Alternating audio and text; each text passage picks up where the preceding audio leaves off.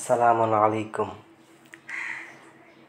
রব্বি আউযু বিকা মিন হামাযাতি শায়াতিন ওয়া আউযু বিকা রব্বি আন ইয়াহদুরুন। রব্বি ইশরাহ লি সাদরি ওয়া ইয়াসসির লি আমরি ওয়াহলুল উকদাতাম মিন লিসানি ওয়া ইয়াফকাহু কওলি। আমার প্রতিপালক, আমি আশ্রয় প্রার্থনা করছি আপনার কাছে শয়তানদের সমস্ত রকমের প্ররোচনা এবং প্রবঞ্চনা হতে। আশ্রয় প্রার্থনা করছি আপনার কাছে তাদের সমস্ত রকমের উপস্থিতি থেকে। হে আমার প্রতিপালক, প্রশস্ত করে দিন আমার বক্ষকে এবং সহজ করে দিন আমার কর্মসমূহ, আর আমার কণ্ঠের জড়তাকে আপনি দূরীভূত করে দিন, যাতে তারা সহজে আমার কথা বুঝতে পারে। প্রিয় দর্শক, আজ একটি গুরুত্বপূর্ণ এবং বিতর্কিত বিষয় নিয়ে আপনাদের সাথে কথা বলবো। ভিডিওটা একটু বড় হতে পারে, আশা করি ধৈর্য ধরে শুনবেন, দেখবেন। কোরআন কি সত্যি বলে যে সালামুন আলা ঈসা, অর্থাৎ ঈসা কিয়ামতের নিদর্শন? কোরআন কি সত্যই এ কথা বলেছে, নাকি অন্য কিছু? এর আড়ালে লুকিয়ে আছে কোনো ভয়ঙ্কর ষড়যন্ত্র? সেটাই দেখার চেষ্টা করব আজকে। প্রিয় দর্শক, মনে রাখবেন, আপনারা ভিডিও দেখার সময় অবশ্যই আপনারা একটি কোরআন হাতে নিয়ে বসবেন এবং অবশ্যই সেটা অনুবাদ কোরআন হতে হবে। আমার প্রতিটা কথা আপনারা মিলিয়ে দেখবেন। প্রতিটি আয়াতের রেফারেন্স আমি দিব। প্রত্যেকটা আয়াত এবং প্রত্যেকটা সূরার রেফারেন্সগুলো আপনারা সাথে সাথে চেক করে নেবেন। অর্থাৎ আমি বারবারই বলি, আমার ভিডিওগুলো দেখার সময় অবশ্যই একটা নোটবুক নিয়ে বসবেন। কোরআন থাকবে, একটা নোটবুক থাকবে এবং সেখানে আপনি সেগুলো কী করবেন, নোট করবেন। আমার কোনো একটা কথাও যদি কিতাবের বাহিরে যায় অথবা কোনো আয়াতের সাথে সাংঘর্ষিক হয়, সেটা আপনারা গ্রহণ করতে বাধ্য নন। আল্লাহর কিতাব আল্লাহর কিতাবের জায়গায়, আমি শুধুমাত্র এর প্রচারক। যদি আয়াতের সাথে মিলিয়ে যদি আপনারা বুঝতে পারেন যে না সেটা ঠিক, গ্রহণ করবেন। আর যদি মনে হয় যে না আমি মিথ্যা বলছি অথবা প্রতারণা করছি, তাহলে জাস্ট লিভ দেন, তাহলে সেটাকে এড়িয়ে চলুন। তবে অবশ্যই পূর্ববর্তী যে ধ্যান ধারণাগুলো আছে সেগুলো অবশ্যই প্রত্যাহার করে আল্লাহর কিতাবটা নিয়ে বসতে হবে। অবশ্যই আপনারা এই কাজটা করবেন। আজকে সালামুন আলা ঈসা সম্পর্কে আমরা আলোচনা করব এবং সূরা যুখরুফ 43 নম্বর সূরার 61 নম্বর আয়াতে যে বলা আছে ঈসা কিয়ামতের নিদর্শন, সেটি আমরা দেখার চেষ্টা করব যে সত্যি সেখানে সেই কথা কি আছে। আল্লাহ কি বলেছেন ঈসা কিয়ামতের নিদর্শন? আবার অন্য আয়াতে আল্লাহ বলেছেন 20 নম্বর সূরা তহার 15 নম্বর আয়াতে যে তিনি কারো কাছে কিয়ামতের বিষয়টা প্রকাশ করবেন না। তাহলে প্রিয় ভাই ও বোনেরা, একবার একটু চিন্তা করে ভাবুন তো, যদি আল্লাহ একটা আয়াতে বলেন যে কিয়ামতের ব্যাপারটা তিনি কারো কাছে প্রকাশ করবেন না, তাহলে সালামুন আলা ঈসা যদি কিয়ামতের নিদর্শন হয়, তাহলে তিনি আসলে তো মানুষ বুঝে যাবেন এখন কিয়ামত হবে। তাহলে আল্লাহর দুটো আয়াত পরস্পরের বিপরীত হয়ে গেল না? একটু চিন্তা করুন, মাথা দিয়ে একটু চিন্তা করুন, আকল দিয়ে একটু চিন্তা করুন। তাহলে আল্লাহর কিতাব কি সাংঘর্ষিক?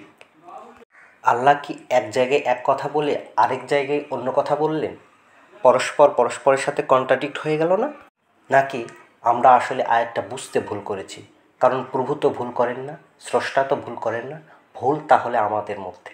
তাহলে কোথায় সেই ভুলগুলো হচ্ছে সেটা আমাদের ধরতে হবে। তার আগে একটা কথা বলি প্রিয় ভাই বোনেরা, যতগুলো মিসকনসেপশন শুরু হয় সবগুলো মিসকনসেপশনের মূলই হচ্ছে যে কোনো একটা আয়াত যে কোনো একটা সূরা থেকে পিক করা এবং তার সামনের এবং পরের অংশের প্রসঙ্গটা না দেখা। এই একই কাজ করেছে আমাদের পূর্ববর্তী খ্রিস্টান ভাইয়েরা, ইহুদি ভাইয়েরা, এবং তারাও প্রত্যেকটা আয়াতকে এইরকম আয়াত নাম্বার দিয়ে স্বাধীন করে দেওয়ায় তারা কি করেছে, আয়াতের অপব্যাখ্যা করেছে। অর্থাৎ প্রসঙ্গ জিনিসটা না পড়েই শুধুমাত্র একটা আয়াতকে কাট করে তার উপরে একটা সিদ্ধান্ত দিয়েছে। এটা ঘোরতর একটু অপরাধ, খুব বড় মারাত্মক একটা অপরাধ। যে কোনো আয়াতকে আয়াতের জায়গা থেকে তার অর্থটাকে বিকৃত করে দেওয়া। তো আমরা প্রত্যেকটা আয়াতকে ধরব এবং প্রত্যেকটা আয়াতের প্রসঙ্গ অনুযায়ী আমরা পড়ব, না হলে ভুল বোঝার সম্ভাবনাটা বেশি থেকে যাবে। ধরুন আমি লিখলাম যে এখানে আবর্জনা ফেলানো নিষেধ বা আবর্জনা ফেলিবেন না। আপনি এসে কী করলেন, আবর্জনা ফেলিবেন না থেকে আবর্জনা ফেলিবেন আর নাটা কেটে দিলেন। তাহলে পরক্ষণে কী হয়ে গেল ভাই, যে এখানে আবর্জনা ফেলিবেন, না ফেলিলে 500 টাকা জরিমানা। আর আমি লিখছিলাম যে এখানে আবর্জনা ফেলিবেন না, ফেলিলে 500 টাকা জরিমানা। তাহলে কথাটা একটা আদেশ সূচক একটা নিষেধ সূচক হয়ে গেল না? তাহলে এমনই হয় কিতাবের ক্ষেত্রে, এই জিনিসটা খুবই মারাত্মক। প্রত্যেকটা সূরা থেকে একটা ছোট্ট একটা আয়াতকে পিক করে নিয়ে আসা এবং অনেক সময় সে আয়াতের খণ্ড অংশ ব্যবহার করা, এটা ঘোরতর অপরাধ। কেউ যদি আপনাকে রেফারেন্স দেয় তাহলে তাকে বলবেন, ভাই আয়াতটা সম্পূর্ণ বলতে হবে, অর্ধেক করে কাট করে বলতে পারবে না এবং কাট করে কোনো একটা সিদ্ধান্তে আসা যাবে না যতক্ষণ পর্যন্ত না আমরা আয়াতটার প্রসঙ্গ পড়ছি। প্রসঙ্গ না পড়লে তাহলে কোন উদ্দেশ্যে আল্লাহ কথাটি বলেছেন সেটা আমাদের বোধগম্য হবে না।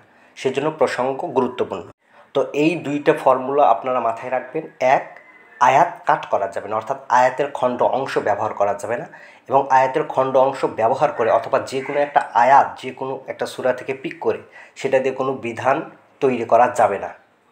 এর আগে আমাদের প্রসঙ্গ দেখতে হবে। আর যারা এটা করছেন তারা ঘোরতর অপরাধ করছেন, আল্লাহর কিতাবের সাথে ঠাট্টা মশকরা যা তা করছেন, তাদের শাস্তি তারা পাবেন, প্রভু তাদের শাস্তি দেবেন।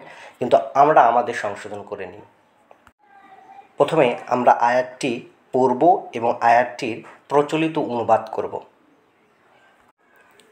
সূরা যুখরুফ 43 নম্বর সূরা, আয়াত নাম্বার 61। ওয়া ইন্নাহু লাইলমু লিস-সাআ ফালা তামতারুনা বিহা ওয়াত্তাবিউনি হাযা সিরাতুম মুস্তাকিম। প্রচলিত অনুবাদ, ওয়া ইন্নাহু লাইলমু লিস-সাআ, ঈসা তো কিয়ামতের অগ্রদূত, ফালা তামতারুনা বিহা, সুতরাং তোমরা এতে সন্দেহ পোষণ করো না, ওয়াত্তাবিউনি, এবং আমাকে অনুসরণ করো, হাযা সিরাতুম মুস্তাকিম, আর এটি নিশ্চিত একটি স্থির পথ। আর আয়াতে আল্লাহ বলছেন যে ঈসা তো কিয়ামতের অগ্রদূত, অর্থাৎ ঈসা কিয়ামতের নিদর্শন। অন্যান্য অনুবাদে তিনি আরও বলা আছে যে ঈসা কিয়ামতের অগ্রদূত। আপনারা এই অনুবাদগুলো পড়িয়ে নেবেন বিভিন্ন অ্যাপ অথবা বিভিন্ন অনুবাদ থেকে। প্রত্যেকজনের অনুবাদই দেখবেন একই কথা তারা রেখেছে, হয় অগ্রদূত, কিয়ামতের অগ্রদূত, অথবা কিয়ামতের নিদর্শন। এই দুইটা ওয়ার্ডই সবাই ব্যবহার করেছে, সবাই। তাহলে একটি আয়াত যার আগে এবং পরের প্রসঙ্গ না দেখে হুট করে লেখা হয়ে গেল, যে ধরুন আমি যে অনুবাদটা এখন পড়ছি সেখানে আছে ঈসা তো কিয়ামতের অগ্রদূত, কিন্তু এখানে তো ঈসা ওয়ার্ডটাই নেই। ওয়া ইন্নাহু, নিশ্চয় সে আছে। সে বলতে এখানে কাকে বোঝানো হচ্ছে, ঈসা নাকি আল্লাহ?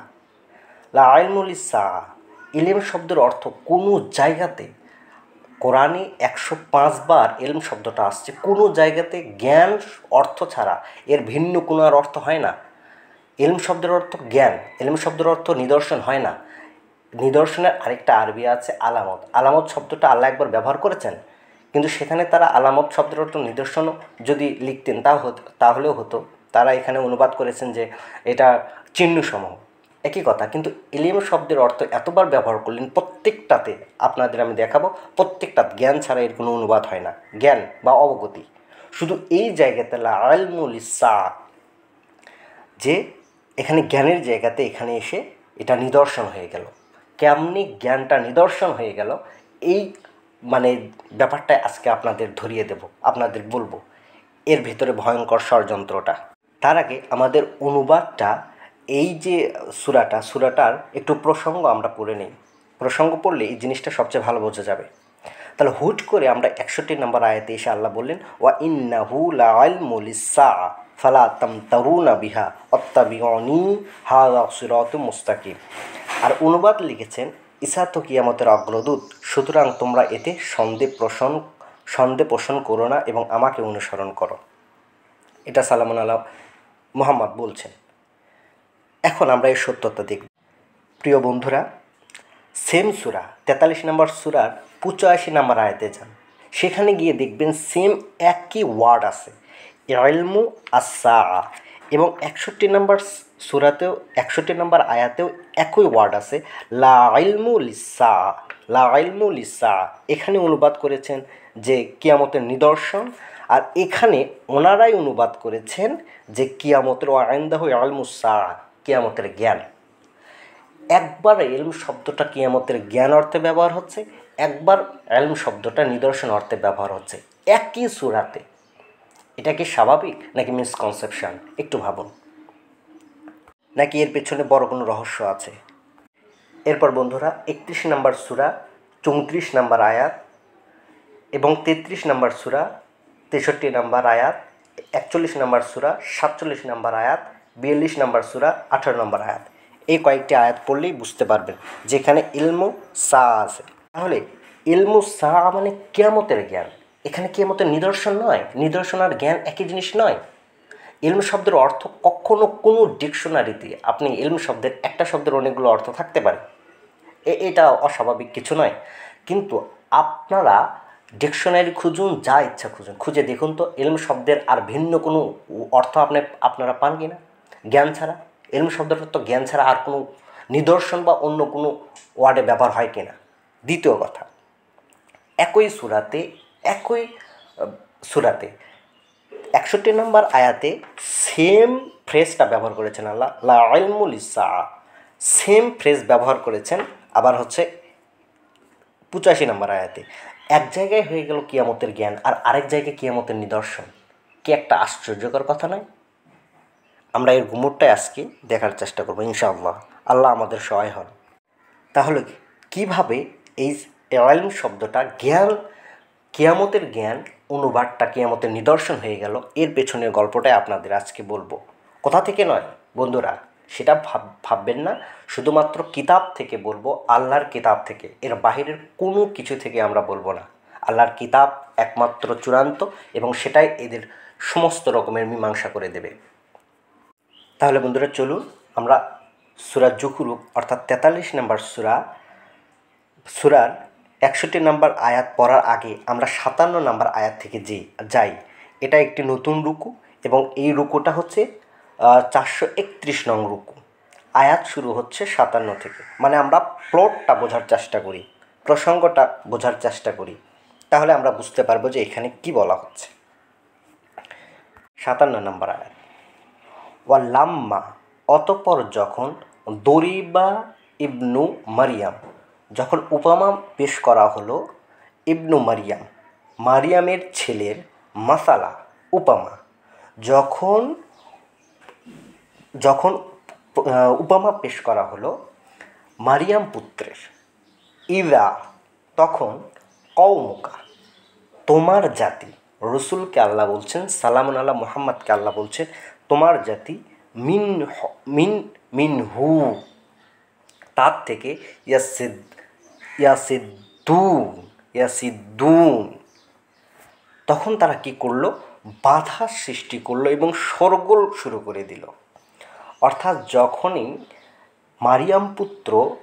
মারিয়াম পুত্রের দৃষ্টান্ত তাদের সামনে উপস্থাপন করা হলো, তখনই তোমার জাতি তার থেকে, অর্থাৎ সেই দৃষ্টান্ত থেকে বাধা সৃষ্টি করলো এবং শোরগোল শুরু করে দিল। অকালু, এবং তারা বলল, আলিহাতুনা, আমাদের ইলা, খাইরুন, উত্তম, ইলা শব্দের অর্থ মান্য, আমাদের ইলা উত্তম, আমহুয়া, নাকি সে। অর্থাৎ এখানে সালামুন আল্লাহ মুহাম্মদকে বলা হচ্ছে, তারা সালামুন আল্লাহ মুহাম্মদকে বলছেন যে আমরা যাদের মান্য করি, অর্থাৎ আমাদের যারা উপাস্য, আলিহাতুনা, এখানে আপনাদের দেখাবো যে আলিহাতুনা, এখানে তারা যে ইলা বলছে, কাদের বলছে? এই ইলা বলছে তারা সালামুন আল্লাহ ঈসাকে এবং সালামুন আল্লাহ ঈসার মাকে, এবং সাথে আরও যে তাদের হচ্ছে পীর বুজুর্গ নেতা খ্যাতা ছিল, তারা সবাই তাদের ইলা অর্থাৎ মান্য, তারা যা বলে তাই করে, আমাদের সমাজের বর্তমান হুজুর শ্রেণীর মতো, এই মোল্লাতন্ত্রের মতো।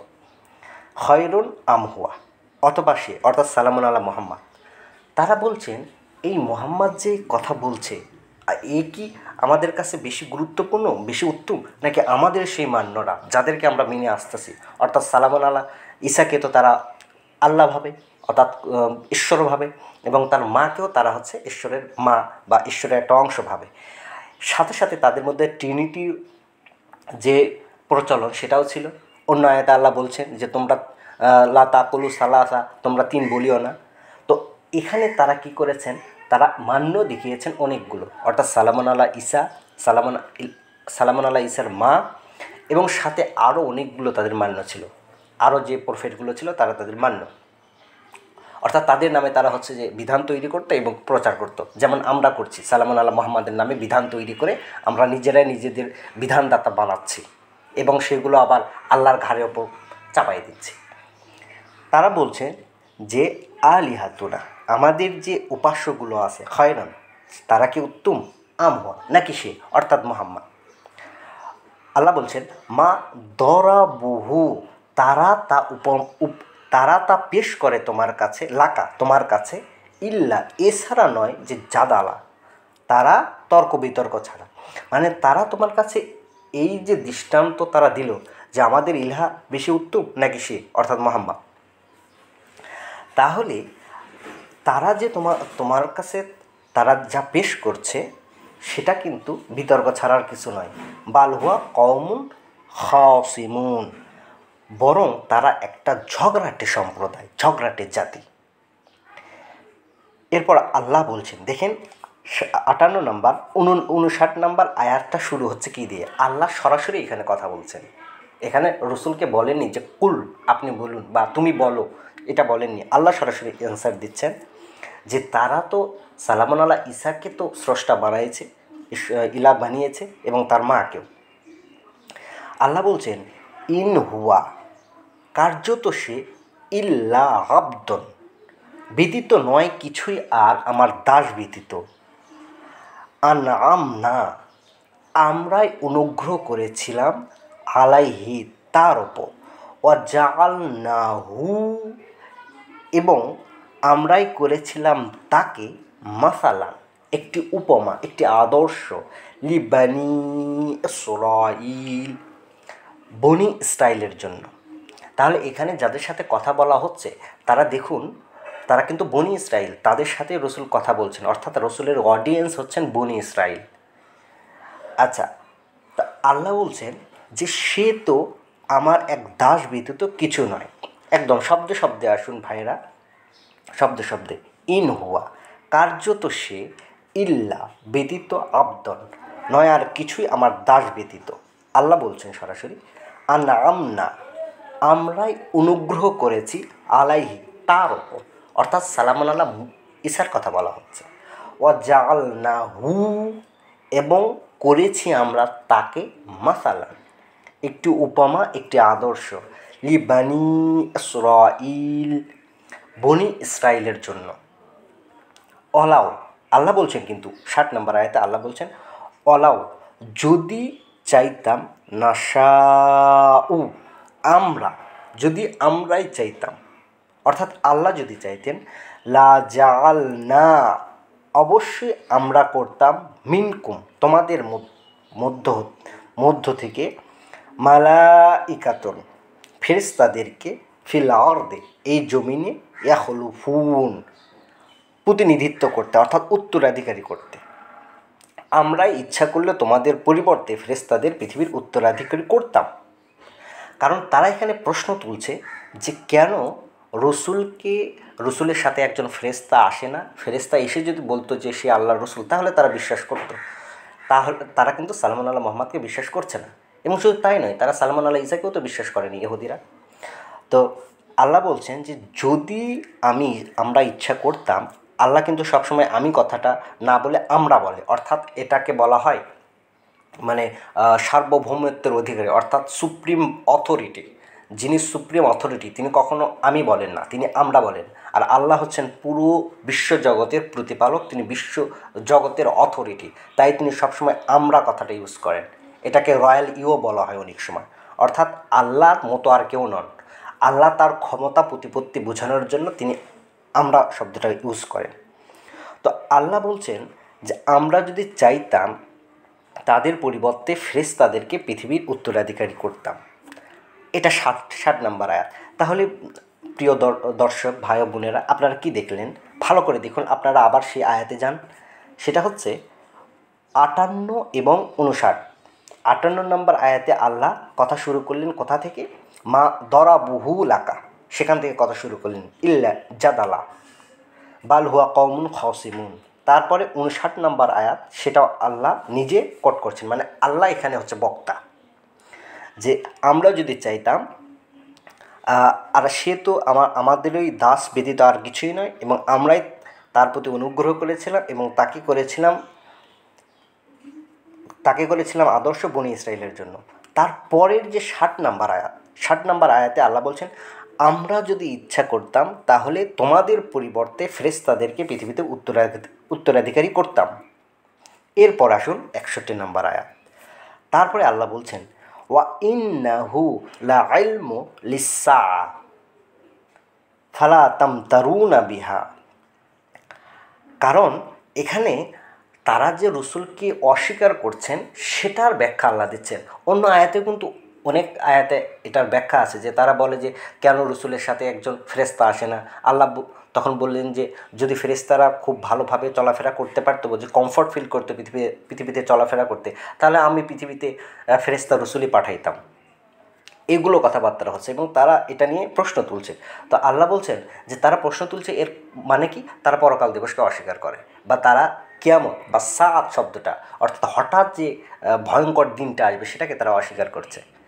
সেই কথাটা আল্লাহ বলছেন, ওয়া ইন্নাহু লাইলমু লিসসাআ, অতঃপর তার কাছেই রয়েছে অবশ্যই জ্ঞান সে হঠাৎ সময়ে, অর্থাৎ সাআ, ফালা তামতারুনা বিহা, অতঃপর সেটা নিয়ে কী করো না, তোমরা হচ্ছে যে সংশয়ে থেকো না, অত্তাবিউনি, এবং আমাকে অনুসরণ করো, হাযা সিরাতুম মুস্তাকিম, আর এটি একটি নিশ্চিত এবং স্থির পথ। তাহলে 60 নম্বর আয়াতটা আল্লাহ কোট করলেন, কিন্তু 61 নম্বর আয়াতটা কিন্তু আল্লাহ কোট করেননি। 61 নম্বর আয়াতটা রসুলকে দিয়ে কোট করাচ্ছেন আল্লাহ। তাই এটা বুঝতে হবে। এখানে বলা হচ্ছে ওয়া ইন্নাহু, এবার রসুল বলছেন, এইটুকুতে তো হয়ে গেল, আল্লাহ এখানে কথা বললেন। সো এখানে এসে রসুল বললেন ওয়া ইন্নাহু লাইলমু লিসসাআ, অতএব ইন্নাহু তার কাছে লাইলমু লিসসাআ, অবশ্যই রয়েছে জ্ঞান কিয়ামতের বা হঠাৎ সময়ে। সাআত শব্দের অর্থ কিয়ামত বা হঠাৎ সময়, যেটা আমাদের জীবনে আসবে। সেটা দ্বারা অনেক সময় মৃত্যু বোঝায়, আবার হচ্ছে কিয়ামতও বোঝায়। তবে সাআত শব্দের আসল মিনিংটা হচ্ছে ঘড়ি, আরবিতে ঘড়িকে সাআত বলা হয়, অর্থাৎ হঠাৎ যে সময়টা, ক্ষণটা আমাদের জন্য আসবে, এখানে কিয়ামতি উদ্দেশ্য আর কি। ফালা তামতারুনা বিহা, অতএব তোমরা তা নিয়ে, অর্থাৎ ওই যে সাআত নিয়ে তোমরা সন্দেহ সংশয় করো না, অত্তাবিউনি, এবং অনুসরণ করে চলো আমাকে। রসুল বলছেন এই কথা, অর্থাৎ সাল্লাল্লাহু আলা মুহাম্মদ বলছেন, হাযা সিরাতুম মুস্তাকিম, আর এটি নিশ্চিত এবং স্থির পথ। তাইলে বন্ধুরা বুঝতে পারছেন, 59 নম্বর আয়াত এবং 60 নম্বর আয়াত সরাসরি আল্লাহ কোট করছেন, কিন্তু 61 নম্বর আয়াতটা আল্লাহ কোট করেননি, ওটি রাসূলকে দিয়ে ইনডাইরেক্ট কোট করিয়েছেন। যার কারণে রসুল বলছেন নিশ্চয় তার কাছে আছে কিয়ামতের জ্ঞান। এখানে হুটা ঈসা নয়, হুটা আল্লাহ। তাহলে তারা কেন এই অনুবাদটা করেছে এবং তারা জেনে শুনে কেন এলেম শব্দের অর্থ নিদর্শন করেছে? কারণ তারা বাইবেল পড়া মানুষ, তারা লাওহাল হাদিস পড়া মানুষ। তাদের মাথার মগজে এবং মাথার সবটা ব্রেনে তাদের ঢুকে আছে হচ্ছে ঈসার পুনরাগমন, তাদের ভেতরে ঢুকে আছে বাইবেল, তাদের ভেতরে ঢুকে আছে বাইবেলীয় বিশ্বাস, তাদের ভেতরে ঢুকে আছে খ্রিস্টানি বিশ্বাস, তাদের ভেতরে ঢুকে আছে প্রথাগত সেই ইহুদিদের সেই দাজ্জাল কনসেপ্ট এবং মাহাদি কনসেপ্ট। এগুলো একই, এদের মাথার ভেতরে এগুলো পচে দুর্গন্ধ ছড়িয়েছে, যার কারণে তারা এখানে স্পষ্টত দৃশ্যত একটি অনুবাদ একদম মিথ্যা এবং একদম কি বলা যায়, ওরা এটাকে উদ্দেশ্যমূলকভাবেই করেছেন। অথচ কোনো জায়গাতে ইলম শব্দের অর্থ কোরআনে 108 বার কি 105 বার ইলম শব্দটার ব্যবহার আছে, কোনো জায়গাতে দেখবেন না। আমি পরবর্তীতে দিব, সবগুলোর হচ্ছে আয়াতগুলো রেফারেন্স দিব, আপনারা দেখে নেবেন। তাহলে পরবর্তীতে আল্লাহ বলছেন যে ওয়ালা ইয়াসুদ্দান্নাকুমুশ শাইতান, অবশ্যই তোমাদের যেন কোনো কিছুতেই নিবৃত্ত না করে এই শয়তানেরা। ইন্নাহু লাকুম আদুব্বুন মুবিন, কার্যত তোমাদের জন্য কিন্তু সে অর্থাৎ শয়তান স্পষ্টত দৃশ্যমান একটা শত্রু। 63 নম্বর আয়াতে এসে আবার ঈসার কথাটা আল্লাহ বলছেন, ওয়াল্লাম্মা যা, অতঃপর যখন আসলো ঈসা, মানে ঈসা বিল বাইয়িনাত, নিয়ে সুস্পষ্ট নিদর্শন। কলা, তারা বলল, কদ জিতুকুম বিল হিকমা, অতপর সে বলল যে কদ জিতুকুম, কার্যত তোমাদের কাছে আমি এনেছি, বিল হিকমা, প্রজ্ঞা, ওয়ালি উবাইয়িনা লাকুম, এবং স্পষ্ট বিবরণ তোমাদের জন্য, বা'দাল্লাযী তাখতালিফু, যা নিয়ে তোমরা মতভেদ করছো, ফিহি, তাতে।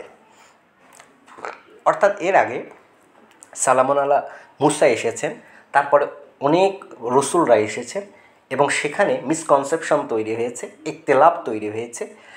এক একজনকে আল্লাহ বানিয়েছেন, ভগবান বানিয়েছেন, গড বানিয়েছেন, এবং পরবর্তীতে সালামুন আলা ঈসা এসে তাদের যে মতভেদগুলো ছিল সেই মতভেদ নিরসন করতে আসছেন।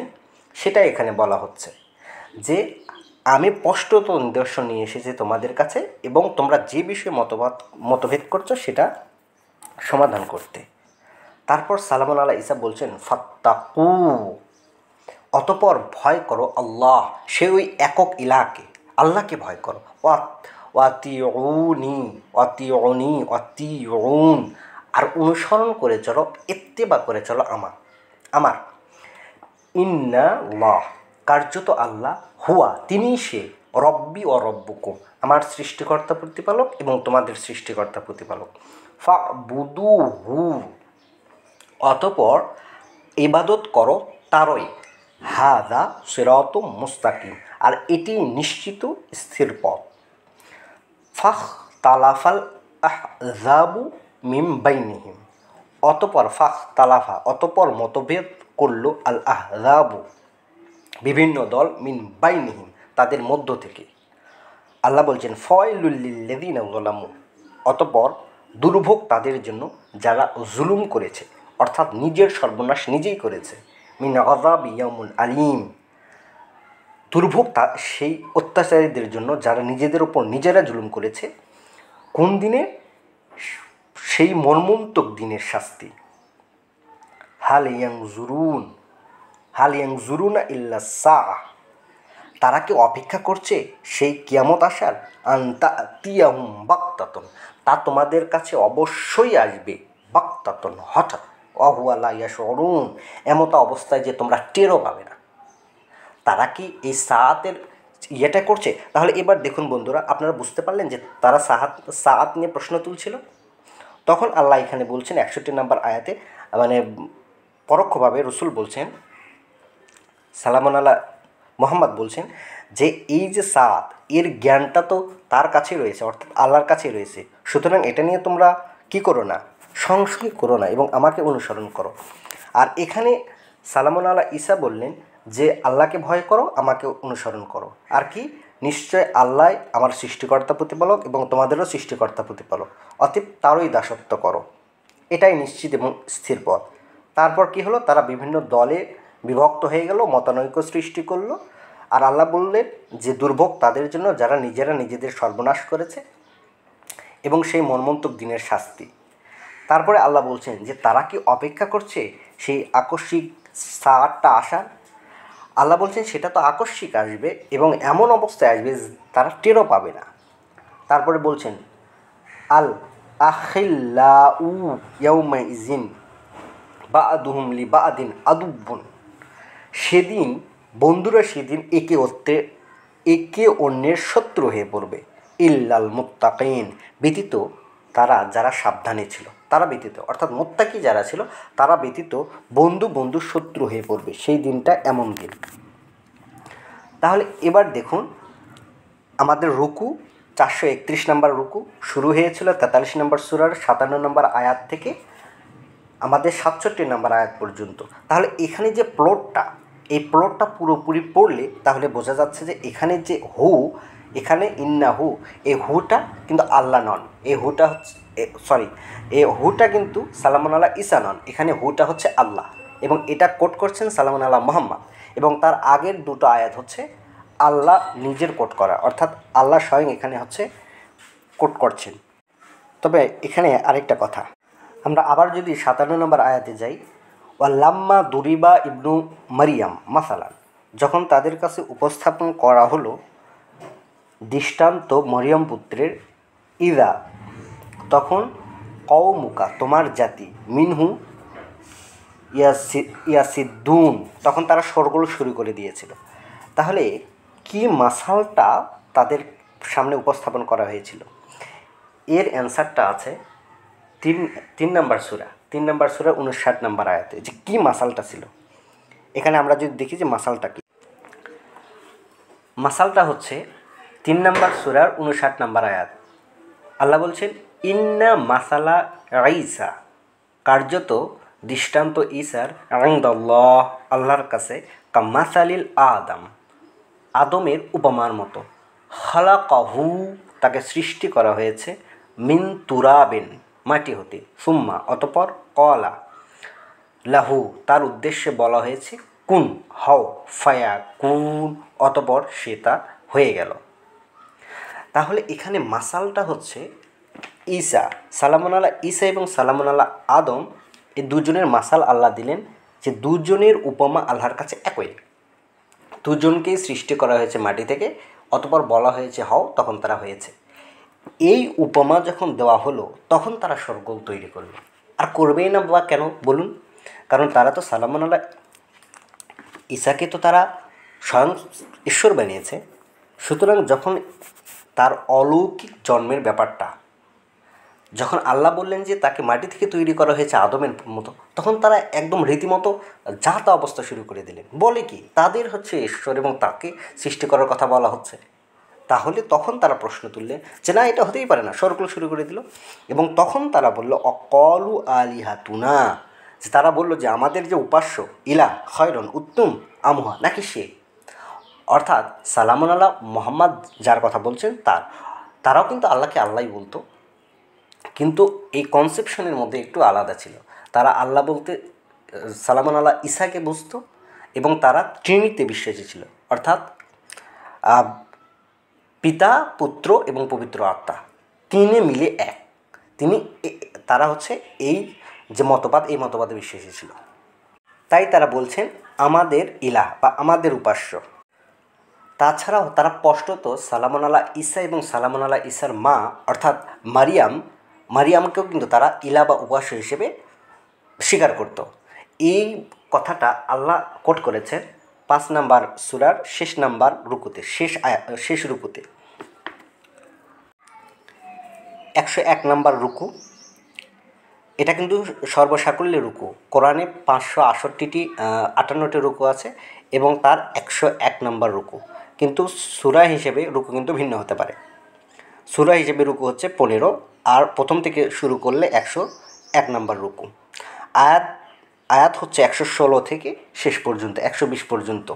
তো আমরা এতদূর পর্যন্ত নিব না, আমরা হচ্ছে 116 থেকে 118 পর্যন্ত নিব। সেখানে ডে অফ রিজারেকশনের কথা বলা হচ্ছে এবং আল্লাহ সালামুন আল্লাহ ঈসা অর্থাৎ আল মাসি ঈসা ইবনে মরিয়ম পুত্র ঈসাকে আল্লাহ শোকজ করছেন, মানে তাকে প্রশ্ন করছেন। যে আল্লাহ বলছেন ওয়াইদ কল আল্লাহ, আর যখন বললেন আল্লাহ ইয়া ঈসা ইবনে মারিয়াম, হে মরিয়ম পুত্র ঈসা, আংতা কুলতা তুমি কি বলেছিলে লিন্নাস মানুষের উদ্দেশ্যে, আতাখিযুনি যে তোমরা গ্রহণ করো আমাকে উম্মিয়া এবং আমার মাকে ইলাহাইনি দুইটি ইলাহ হিসেবে মিন দুনিল্লাহ আল্লাহকে ছাড়া।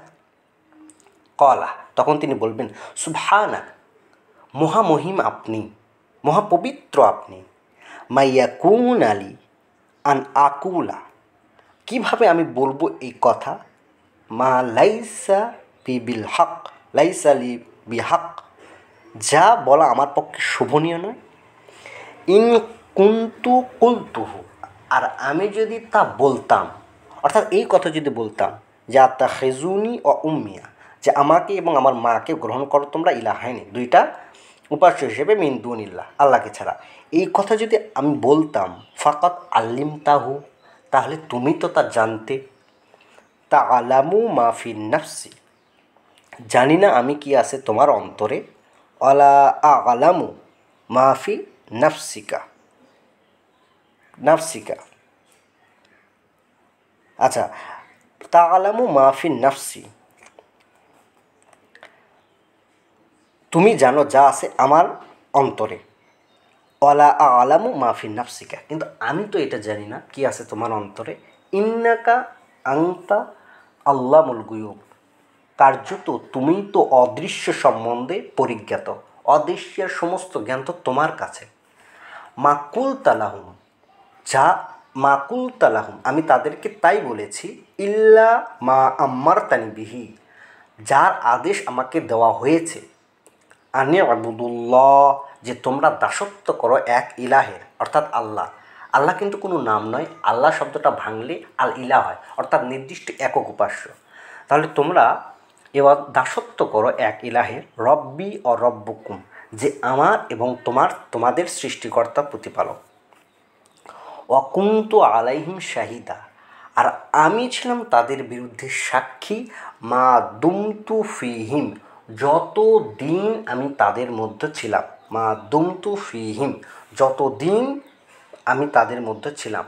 ফালাম মা, অতঃপর যখন তাওয়াফাইতানি, আমার কাল পূর্ণ করে উঠিয়ে নিলে, কুং কুংতা আংতা রকিব, তখন তো তুমি তাদের ছিলে পর্যবেক্ষক, আলাইহিম, তাদের বিরুদ্ধে, ওয়া আংতা আলা কুল্লি শাইইন শাহিদ, আর তুমি তো সমস্ত কিছুর ওপর সাক্ষীদাতা। অর্থাৎ সালামন আলাহ ঈসা বললেন যে প্রভু, হে আমার সৃষ্টিকর্তা প্রতিপালক, আমি যতদিন তাদের মধ্যে ছিলাম ততদিন আমি তাদের বিরুদ্ধে সাক্ষী ছিলাম, আর যখন আমাকে কাল পূর্ণ করে উঠিয়ে নিলে তখন তুমি তো তাদের সাক্ষী। তো এটা নিয়ে আমরা পরবর্তীতে পর্ব করব, সালামন আলাহ ঈসা মৃত কি জীবিত। কোরআন একদম সিদ্ধান্ত দিয়ে দিয়েছেন সালামন আলাহ ঈসা মৃত, তাকে ক্রুশবিদ্ধ করা হয়নি, হত্যাও করা হয়নি, তবে তিনি মৃত্যুবরণ করেছেন এবং তিনি আর আসবেনও না। আমরা এটা নিয়ে পরবর্তীতে পর্ব করব ইনশাল্লাহ। আজকে আমাদের সেটা বিষয় নেই, আজকে বিষয় হচ্ছে সালামন আলাহ ঈসা কি কিয়ামতের নিদর্শন কিনা। ও আংতা আলা কুল্লি শাহিন শাহিদ, আর আপনি তো সকল কিছুর উপরে সাক্ষী। ইন তুআযিবুহুম, যদি আপনি তাদেরকে শাস্তি দেন, ফা ইন্নাহুম, তবে তারা তো কার্যত তারা ইবাদুকা, আপনারই দাস। ওয়াইন তাগফির লাহুম, আর আপনি যদি তাদেরকে ক্ষমা করেন, ফা ইন্নাকা আনতাল আজিজুল হাকিম, আপনিই তো পরাক্রমশালী প্রজ্ঞাময়। অর্থাৎ সালামন আলাহ ঈসা এখানে বললেন যে প্রভু, যদি আপনি তাদের শাস্তি দেন তাহলে তো তারা আপনারই দাস, আর যদি ক্ষমাও করে দেন তাহলে আপনি তো পরাক্রমশালী প্রজ্ঞাময়। তাহলে এখানে দেখতেই পেলেন আপনারা যে এখানে তারা কিন্তু সালামন আলাহ ঈসা এবং তার মাকে ইলাহ হিসেবে গ্রহণ করে, এবং শুধু তাই নয়, আল্লাহকে ছাড়া শব্দের অর্থ আল্লাহকে একদম বাদ দিয়ে নয়, বরং এখানে অর্থটা এরকম হবে যে আল্লাহর সাথে, মিন দুনিল্লাহ, মানে আল্লাহ তো আছে, তাকে ব্যতীত আরও দুজন, অর্থাৎ আল্লাহ সহ তিনজন। সেই জন্য এখানে বহু বচন ব্যবহার করা হচ্ছে যে কলু, তারা বলে আলিহাতুনা খয়রন, আমাদের উপাস্যরা বা আমরা যাদের মেনে চলি সেই মান্যরা উত্তম, আমহুয়া, নাকি সে, অর্থাৎ সালামন আলাহ মোহাম্মদ যখন বলছেন যে এক আল্লাহ, তার কথা বলা হচ্ছে, নাকি সেই। মা দরাবুহু, আল্লাহ বলছেন তারা তোমার কাছে পেশ করে এই যুক্তিটা, ইল্লা, এ ব্যতীত নয় যে জাদালা, তারা শুধুমাত্র তর্ক বিতর্ক করতেই চায়, বাল হুয়া কওমুন খাসিমুন, আর তারা তো একটা ঝগড়াটে সম্প্রদায় ছাড়া আর কিছুই নয়। তাহলে দেখুন যে আমরা যখন প্লটটা পড়লাম তখন আমরা বুঝতে পারলাম যে জিনিসটা কী। এরপর দেখুন সেম সূরা যুখরুফ, সূরা যুখরুফ 43 নম্বর সূরার 85 নম্বর আয়াত, সেখানে কি বলা হচ্ছে যে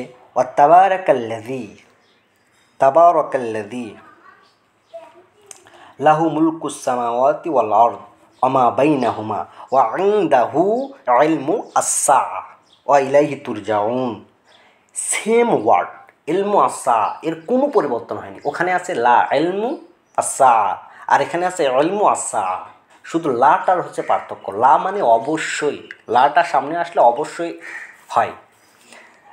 তাহলে এখানে বলা হচ্ছে কত মহান তিনি, তাবারাকাল্লাযী, কত মহান তিনি, যিনি আকাশমণ্ডলী আর এই জমিন এবং ওদের মধ্যবর্তী সব কিছুর সার্বভৌমত্বের অধিকারী।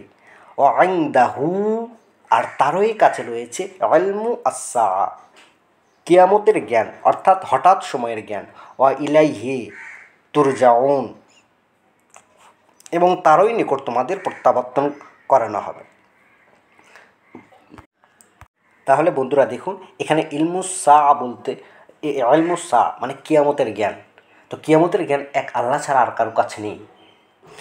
তাহলে সালামুন আলা ঈসা কীভাবে কিয়ামতের নিদর্শন হন? আর প্রথম কথা হচ্ছে, সেখানে তো সালামুন আলা ঈসার নামও নেই, ইলমুস সাআ আছে, কিয়ামতের জ্ঞান। প্রথমত হচ্ছে সেখানে সালামুন আলা মুসা নেই, সালামুন আলা ঈসার নাম নেই। দ্বিতীয় হচ্ছে ওখানে হু বলতে সালামুন আলা ঈসা নন, বরং সালামুন আলা ঈসা নন, বরং হু বলতে আল্লাহকে ইন্ডিকেট করা হয়েছে। যদি আমরা প্রসঙ্গ পড়ি তাহলে আমরা বুঝতে পারবো সেটা। দ্বিতীয় কথা, যদি সালামুন আলা ঈসা কিয়ামতের নিদর্শন হন, তখন তাহলে তিনি আসলে তো আমরা বুঝতে পারবো যে এখন কিয়ামত হবে। তাহলে 20 নম্বর সূরার 15 নম্বর আয়াতটা আমরা একটু পড়ে দেখি। আল্লাহ বলছেন, ইন্না সাআত, কার্যত এই কিয়ামত, আতিয়াতু, অবশ্যই আসবে তাদের কাছে, আকাদু উখফিহা, আমি অবশ্যই তা গোপন রাখতে চাই, লিতুজ্জা, যাতে আমি দিতে পারি পারিশ্রমিক, দিতে পারি বিনিময়, দিতে পারি তাদের কর্মফল, কুল্লু নাফসিন, প্রত্যেক ব্যক্তিকে, প্রত্যেক নফসকে, বিমা তাসআ, যেভাবে সে প্রচেষ্টা করেছে তার উপর। অর্থাৎ আল্লাহ এই কিয়ামতের সময়টা কি করতে চান? তিনি গোপন রাখতে চান। একটাই ফায়দা তাতে, যাতে প্রত্যেকটা মানুষ নিজে যে চেষ্টা করবে আল্লাহ যেন সেই প্রতিফল তাদেরকে দিতে পারে। তাহলে এটা যদি প্রকাশ হয়ে পড়ে তাহলে তো সেটা আর হলো না। আল্লাহ তাহলে এই আয়াতে কি বোঝাতে চাইলেন? এই আয়াত আর 43 নম্বর সূরা 61 নম্বর আয়াত দুটোকে দেখুন, পরস্পরের মানে বিপরীত হয়ে গেল কিনা। এখন এক ধরনের ভাইয়েরা আছেন, তারা এখন বলবেন যে না, ওখানে আল্লাহ বলেছেন কিয়ামত কখন হবে সেটা তো কেউ জানে না, এটা তো হুট করে হবে, কিন্তু একটা নিদর্শন যে একটা আমরা বুঝতে পারি। দেখুন ভাই, একই কথা, আমরা যদি কোনো জিনিস বুঝতে পারি যে এটা নিদর্শন, তাহলে তো বোঝাই যাবে যে এখন কিয়ামত হবে, তাই না? দ্বিতীয় কথা, আর তাছাড়াও আমরা যদি দেখি, কোরআনে দাজ্জাল নেই, কোরআনে ইমাম মাহাদি কনসেপ্ট নেই, এগুলো সব বাইবেল থেকে কোট করা, এগুলো সম্পর্কে কোরআন কিছু নেই। তাহলে আপনি সেটা নিয়ে কেন আপনি একটা মতবাদ দাঁড় করানোর চেষ্টা করছেন? কোরআনে ইয়াজুজ মাজুজ আছে এবং দাব্বাতুল আর্থ সম্পর্কে বলা আছে। তাহলে কিয়ামতের আলামত সম্পর্কে বলা হয়। এটা নিয়ে আমরা পরবর্তীতে ভিডিও করব যে আসলে ইয়াজুজ মাজুজ কী, এবং এই যে দাব্বাতুল আর্থ বলতে আল্লাহ কী বুঝিয়েছেন এবং সেখানে কি বলা হচ্ছে ওটাতে। এই আয়াতগুলোর মতো ওখানেও মিসকনসেপশন আছে। যাই হোক, আজকে আমাদের সেটা নিয়ে কথা নয়। এখন আপনারা ভালো করে প্রত্যেকটা ওয়ার্ড এবং ওয়ার্ড মিনিং করে পড়ে দেখুন যে 20 নম্বর সূরার 15 নম্বর আয়াত এবং 43-এর 61, তাহলে কি হয়। আর দ্বিতীয় কথা, ওখানে ঈসা ওয়ার্ডটাই নেই, আর ওখানে আছে ইলমু আসা। ইলমু শব্দের অর্থ কখনোই জ্ঞান ছাড়া নিদর্শন বলে কোনো কিছু হয় না, জ্ঞান। এবং প্রত্যেকটা আয়াতে জ্ঞান অনুবাদ করা হয়েছে। দেখাবো আপনাদের, সব রেফারেন্স দিব, আপনারা দেখে নেবেন। তো প্রিয় দর্শক, আমরা সামনের পর্বগুলোতে দেখার চেষ্টা করব যে সালামুন আলা ঈসা মৃত নাকি জীবিত, এগুলো নিয়ে আলোচনা করা হবে ইনশাআল্লাহ।